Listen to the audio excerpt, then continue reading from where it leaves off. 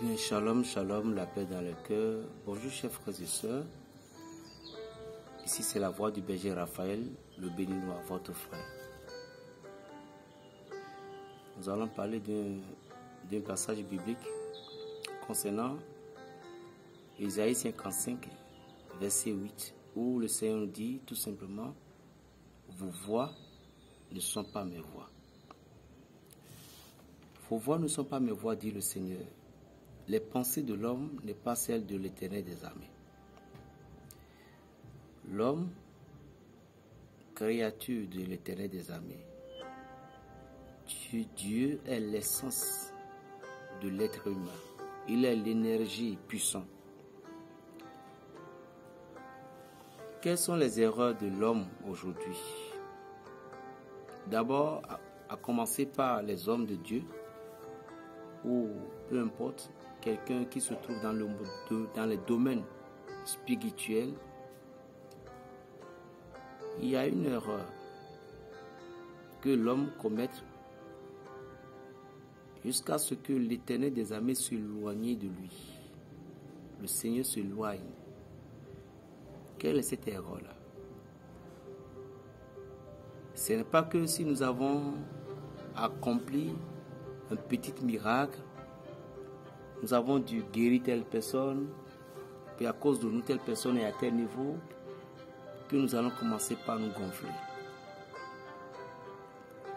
Ce que tu as aujourd'hui offert, donné à un frère ou à une soeur, ce n'était pas pour toi. Ça ne t'appartient pas. Il est bien vrai que c'est toi qui l'as reçu premièrement dans ta main, mais ce n'est pas pour toi. Parce que ça a été destiné à quelqu'un. C'est comme si tu veux voyager. On t'a remis un colis pour dire, arriver à la destination, s'il te plaît, donne ça à telle personne. Ça, c'est physiquement incompréhensible. Nous parlons maintenant celle de la foi et de l'amour. L'amour de Dieu consiste à chaque être humain, pas seulement les chrétiens, à chaque être humain qui se considère comme un enfant de Dieu, d'aider son prochain. Donc, quand ton frère a besoin de 2 000, 3 000, 4 000, 5 000, 10 000, et tu le lui as donné, les 2 000, les 5 000, les 10 000 que tu as donné à ce frère-là, c'est l'argent qui a été destiné spirituellement à lui.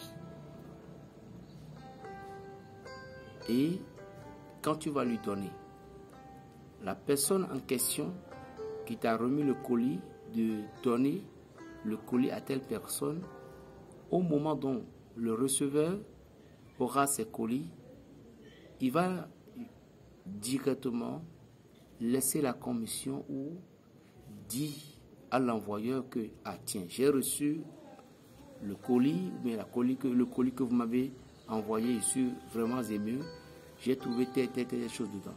Maintenant, l'envoyeur, le propriétaire du colis, sera content de toi. Il va voir que, ah, franchement, telle personne a de confiance. Il va commencer par te confier les choses. Et là, ça peut avoir des business qui vont entrer. Et au moment quand tu auras besoin de lui, il peut t'aider. C'est comme ça la vie. C'est pourquoi l'archange Raphaël disait à Tobie, il est bon de cacher les secrets du roi, mais il est bon de parler des œuvres du roi. Il y a des choses que ça demeure secret auprès de Dieu. Il y a des choses qui sont des œuvres, des bienfaits que le roi a fait. Donc, les biens que vous faites ne peuvent être jamais cachés. Mais imaginez, les péchés sont cachés, les adultères sont cachés, la tuerie est cachée, la sorcellerie est cachée, le mal envers son prochain est caché. Combien de fois Dieu garde nos secrets? Parce qu'il est lui-même le secret. Combien de fois Dieu fait parler de nos bienfaits à tout le monde? Parce que lui-même il était le bienfaiteur. Vous voyez l'histoire de Job. Job avait été attaqué par Satan. Mais c'est Dieu qui a glorifié Job d'abord devant Dieu et devant Satan. Au moment de la cour céleste, C'était le livre de Job 1, le verset 2. On dit au moment l'ouverture de la cour céleste où ils sont en réunion, Satan aussi s'est infiltré dans la réunion. Et Dieu a dit, d'où viens-tu? Il dit, je viens de la terre. Le Seigneur a dit, as-tu vu mon serviteur Job? Tu vois? Et Satan dit, oui, je l'ai vu. Mais parce que tu l'as béni, la raison pour laquelle je ne pourrais pas l'atteindre. Enlève seulement la bénédiction. Waouh!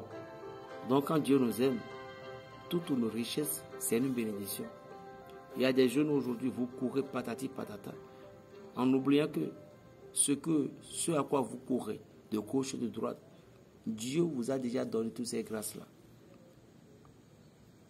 Satan, avec Jésus dans le désert, Satan sait pertinemment que Jésus-Christ est le Fils de Dieu et Dieu incarné. Et il sait que Jésus avait tellement de pouvoir, mais il est venu tenter la chair. Mais la chair n'a pas succombé, parce que l'esprit qui est dedans est saint, est tellement puissant.